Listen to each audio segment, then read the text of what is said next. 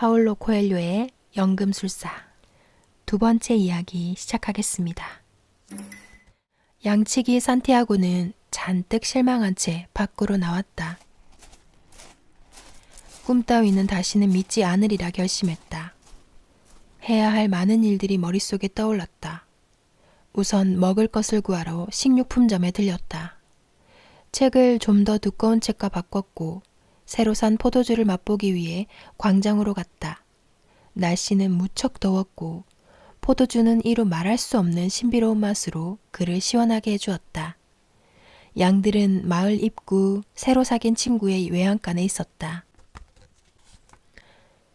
그는 이 마을에서 많은 친구를 사귀었다. 친구를 사귀는 일은 여행의 큰 즐거움이었다. 늘 새로운 친구들과의 새로운 만남. 하지만 그렇게 만난 친구들과 며칠씩 함께 지낼 필요는 없었다. 항상 똑같은 사람들하고만 있으면 산티아고가 신학교에 있을 때 그랬던 것처럼 그들은 우리 삶의 한 부분을 차지해버린다. 그렇게 되고 나면 그들은 우리 삶을 변화시키려 든다. 그리고 우리가 그들이 바라는 대로 바뀌지 않으면 불만스러워한다. 사람들에겐 인생에 대한 나름의 분명한 기준들이 있기 때문이다. 하지만 정작 자기 자신의 인생을 어떻게 살아가야 하는지 알고 있는 사람은 아무도 없다. 그것은 현실로 끌어낼 방법이 없는 꿈속의 여인 같은 것이니 말이다. 산티아고는 해가 수그러들기를 기다려 양들을 초원으로 끌고 나가기로 했다. 이제 사흘 후면 가게 주인의 딸을 만나게 될 것이었다. 그는 타리파의 신부로부터 구한 책을 읽기 시작했다. 첫 페이지부터 시체를 파묻는 이야기가 나오는 두꺼운 책이었다. 등장인물들 이름도 너무나 복잡했다. 언젠가 자신이 책을 쓰게 되면 독자들이 이름을 한꺼번에 기억하지 않아도 되도록 등장인물들을 하나하나 차례로 소개해야겠다고 생각했다. 묘한 책이었다. 사람을 눈 속에 파묻는 이야기가 나왔고 그 덕분에 타는 듯한 태양 아래 있던 그는 서늘한 기분을 느낄 수 있었다. 독서에 열중하고 있을 때 한 노인이 옆에 와 앉더니 말을 걸었다. 저 사람들은 무얼 하고 있는 겐가? 노인은 광장에 있는 사람들을 가리키며 물었다. 자기 일들을 하고 있겠죠. 산티아고는 무뚝뚝하게 대답하며 독서에 빠져있는 것처럼 보이려고 했다. 사실 그때 그는 자신이 가게 주인의 딸 앞에서 양털을 깎는 모습, 그리고 그걸 보며 감탄하는 그녀의 모습을 상상하고 있었다. 수도 없이 상상해본 광경이었다. 양털은 뒤에서 앞으로 깎아야 한다고 설명하자 소녀의 표정에는 경이로움이 가득했다. 양털을 깎는 동안 그녀에게 들려줄 재밌는 이야기들도 몇 가지 따로 기억해 두었다. 대부분 책에서 읽은 이야기지만 직접 겪은 일인 것처럼 이야기할 작정이었다. 그녀는 책을 읽을 줄 모르니까 절대로 알아차리지 못할 것이다. 그러나 노인은 끈질겼다. 지치고 목이 마르다며 포도주를 한 모금 달라고 했다. 산티아고는 포도주병을 내밀었다. 그러면 좀 조용해질까 싶어서였다. 그러나 노인은 이야기에 굶주려 있는 듯 했다. 이번에는 읽고 있는 책이 무언지 물었다. 산티아고는 예의에 어긋나더라도 자리를 옮겨버릴까 생각했다. 하지만 나이 든 사람에게는 항상 예의를 갖추어야 한다는 아버지의 가르침이 생각났다. 그는 노인에게 책을 건네주었다. 두 가지 이유에서였다. 우선 산티아고는 그 책의 제목을 어떻게 발음하는지 몰랐다. 그리고 노인이 글을 읽을 줄 모른다면 아예 자리를 옮겨 더 이상 귀찮게 하지 못하게 할 작정이었다. 노인은 신기한 물건을 대하듯 이리저리 책을 살폈다. 중요하긴 하나 굉장히 지루한 책이지. 산티아고는 깜짝 놀랐다. 노인은 글을 읽을 줄 알 뿐더러 이미 그 책을 읽었던 것이다. 노인의 말대로 정말 지루한 책이라면 다른 것으로 바꿀 시간은 아직 있었다. 전혀 새로운 게 없는 책이야. 이미 다른 책들에 다 있는 얘기지. 자기 몫의 운명을 받아들일 수밖에 없는 인간의 무력함에 대해 이야기하고 있어. 그런데 이 책은 세상에서 가장 터무니없는 사기를 치고 있다네. 세상에서 가장 터무니없는 사기라뇨? 산티아고가 놀라서 물었다. 우리 존재에게 주어진 어떤 정해진 순간에 우리는 자신의 운명에 대한 통제력을 잃게 되고 결국 운명에 지배당하게 된다는 얘기 말이야. 터무니없는 소리지. 제게는 그런 일이 일어나지 않았어요. 집에서는 신부가 되길 바랬지만 전 양치기가 된걸요. 그 편이 더 좋지. 자네는 여행을 하고 싶어 하니까. 이 노인은 내 마음을 훤히 들여다보고 있군. 그런데 노인은 책을 되돌려줄 생각이 전혀 없는 듯 그 두꺼운 책을 이리저리 넘겨보고 있었다. 노인의 옷차림은 조금 특이했다. 이 고장에서 그리 낯선 건 아니었지만 아랍인의 옷차림과 비슷했다. 아프리카는 타리파에서 배로 작은 해협 하나를 건너 불과 몇 시간 거리에 있었다. 아랍인들은 자주 이 고장에 나타나 물건을 사기도 하고 하루에 몇 번씩 이상한 예배를 드렸다. 영감님은 어디서 오셨어요? 아주 여러 곳에서. 고향이 여러 곳인 사람은 없잖아요. 저는 양치기여서 여러 곳을 돌아다니며 살지만 고향은 단 한 곳뿐입니다. 오래된 성 가까이에 있는 마을, 거기서 태어났어요. 그렇다면 내가 태어난 곳은 살렘이라고 할 수 있지. 처음 들어보는 지명이었다. 하지만 곧장 물어보면 자신의 무지만 드러날 것 같아 산티아고는 잠시 말없이 광장만 바라보고 있었다. 살렘은 요즘 어떤데요? 작은 실마리라도 찾아낼까 싶어 짐짓 잘 아는 것처럼 물었다. 여전하지. 언제나 비슷해. 전혀 도움이 안 되는 답변이었다. 그러나 산티아고는 적어도 살렘이 안달루시아 지방에 있는 마을이 아니라는 것은 알 수 있었다. 안달루시아에 있는 마을이라면 그가 모를 리가 없었다. 살렘에서는 무슨 일을 하셨어요? 내가 살렘에서 한 일? 노인은 그와 이야기하던 중 처음으로 호탕하게 소리를 내어 웃었다. 이보게, 나는 살렘의 왕이라네. 세상엔 이상한 말을 하는 사람들이 정말 많다. 때로는 물과 먹이를 찾는 일에 만족하며 말없는 양들과 함께 있거나 원하기만 하면 언제나 놀라운 얘기를 들려주는 책들과 함께 있는 것이 더 좋을 수도 있다. 그러나 사람들과 이야기를 하면 어떻게 대화를 이어나가야 할지 알 수 없게 되어버리는 경우가 종종 있는 것이다. 내 이름은 멜키세덱일세. 헌데 자네는 양을 몇 마리나 가지고 있나? 필요한 만큼 가지고 있습니다. 노인은 산티아고에 대해 많은 것을 알고 싶어하는 것 같았다.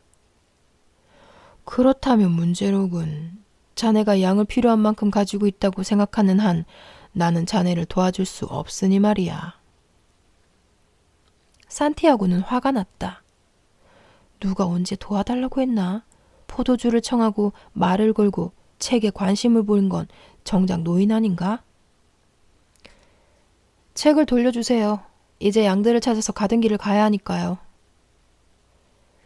자네가 가진 양의 10분의 1을 내게 주게. 그러면 보물을 찾아가는 길을 자네에게 알려주겠네. 노인의 대답은 전혀 엉뚱했다. 그제서야 산티아고는 반복되는 꿈을 떠올렸다. 그러자 모든 것이 명확해졌다. 해몽을 해준 노파는 그에게서 아무런 복채도 받지 않았지만 이 노인은 아마도 그 노파의 남편일 것이다. 이 노인은 세상에 있지도 않은 길을 가르쳐준답시고 그에게서 많은 돈을 우려내려 하고 있었다. 이 노인도 집시임에 틀림없다. 그런데 산티아고가 뭐라고 말을 꺼내기도 전에 노인은 허리를 굽혀 나뭇가지 하나를 집어들더니 광장의 모래 위에 글씨를 쓰기 시작했다. 산티아고가 허리를 숙이자 노인의 품 안에서 강렬한 빛이 뿜어져 나왔다. 너무나도 강렬해 눈이 멀 것 같았다. 노인은 나이에 어울리지 않는 잽싼 몸놀림으로 품 안의 광채를 겉옷으로 가렸다. 광채가 사라졌고 눈부심도 가셨다. 그제야 산티아고는 노인이 땅에 쓴 글을 알아볼 수 있었다. 그것은 놀랍게도 산티아고의 아버지와 어머니의 이름이었다. 그리고 어린 시절의 장난들, 신학교에서 보낸 추운 밤들, 그가 살아온 날들이 거기 있었다.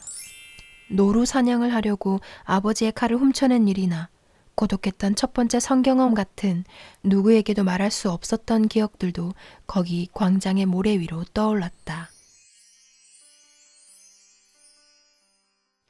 나는 살렘의 왕일세. 노인이 말했다. 어째서 왕께서 양치기와 더불어 이야기하십니까? 너무도 놀라 당황하고 들뜬 기색을 숨기지 못한 채 산티아고가 물었다. 이유야 많지.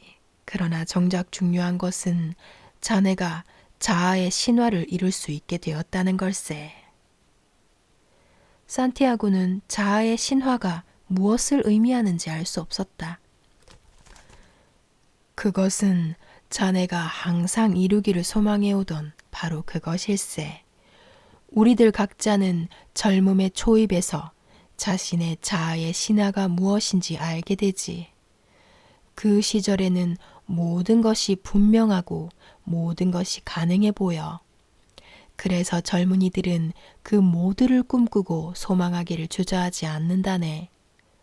하지만 시간이 지남에 따라 알 수 없는 어떤 힘이 그 신화의 실현이 불가능함을 깨닫게 해주지.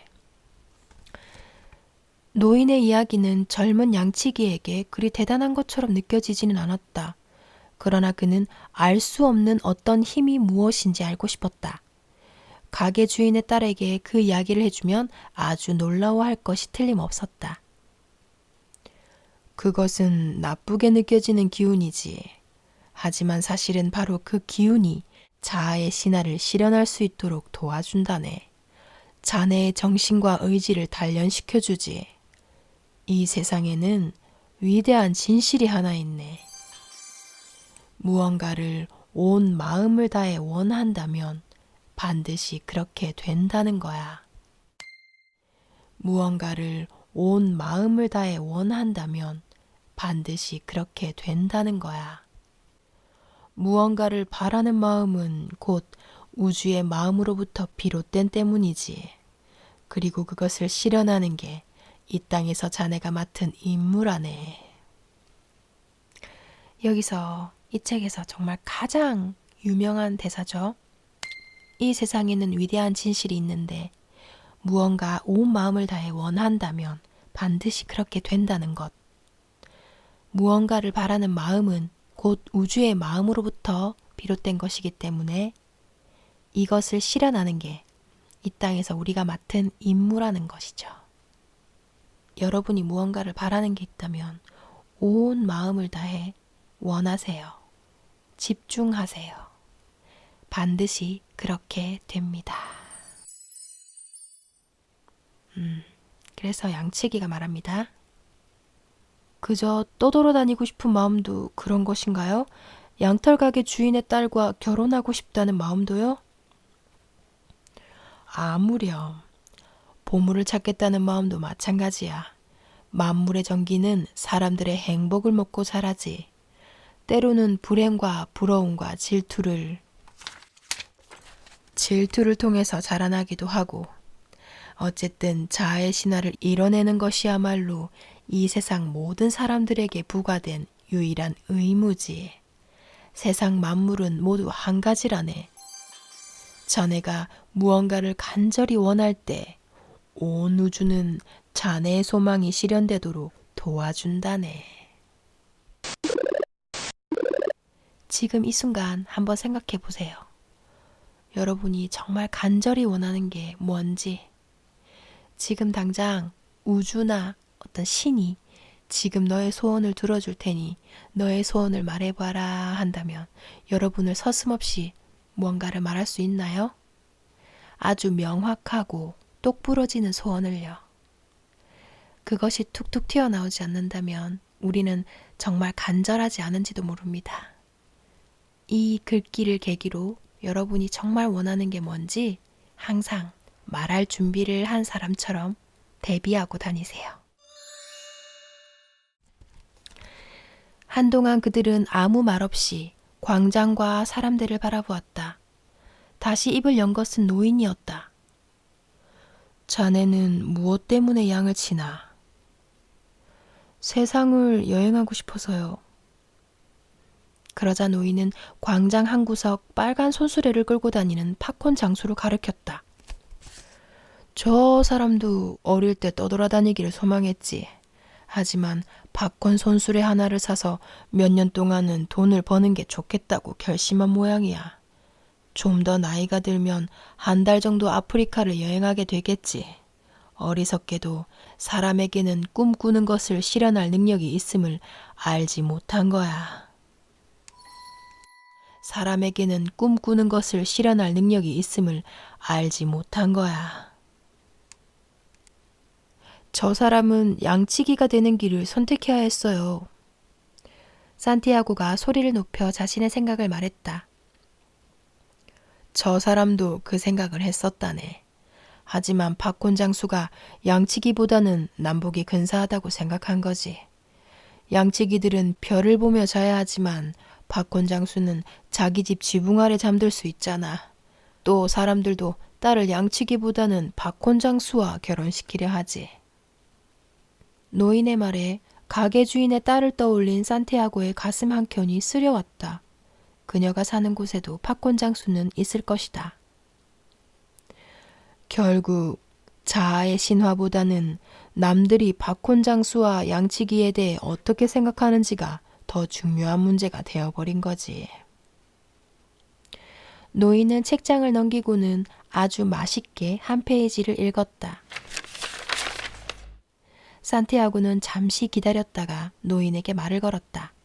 처음에 책을 읽고 있던 그에게 노인이 말을 걸어왔던 것처럼. 왜 제게 그런 얘기를 하시는 거죠? 자네가 자아의 신화를 위해 살려고 하기 때문일세. 그런데 지금 자네는 포기하려고 하고 있어. 영감님은 사람들이 그런 순간에 처해 있을 때면 항상 나타나시나요? 늘 그런 모습은 아니지만 안 나타난 적은 없지. 때로는 순간순간의 훌륭한 생각과 좋은 해결 방법으로 나타나기도 하지만 대개는 사람들이 중대한 순간에 처해 있을 때 그저 그 일들이 조금 수월해지도록 돕기만 한다네. 나는 이 일을 오랫동안 해왔지만 대부분의 사람들은 그걸 알지 못하지. 지난주에는 어떤 보석 채굴꾼에게 돌의 형상으로 나타났다고 했다.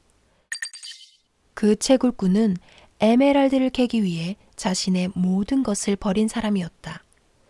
에메랄드 하나를 캐기 위해 5년 동안 강가에서 99만 9,990개의 돌을 깨뜨렸다. 마침내 그는 포기하기로 마음먹었다. 그런데 그 순간은 그가 에메랄드를 캐기 위해 단지 돌 하나만 더 깨뜨리면 되는 그런 순간이기도 했다. 그는 자아의 신화, 그 중대한 기로에 서 있었다. 노인은 그의 삶에 개입하기로 했다. 노인은 한 개의 돌멩이로 변해서 채굴꾼의 발 앞으로 굴러갔다. 5년 동안의 보람없는 노동에 한껏 화가 나 있던 채굴꾼은 그 돌을 집어 멀리 던져버렸다. 그가 던진 돌은 날아가 다른 돌과 세게 부딪혔다. 그리고는 세상에서 가장 아름다운 에메랄드를 내보이며 깨어졌다. 사람들은 삶의 이유를 무척 빨리 배우는 것 같아.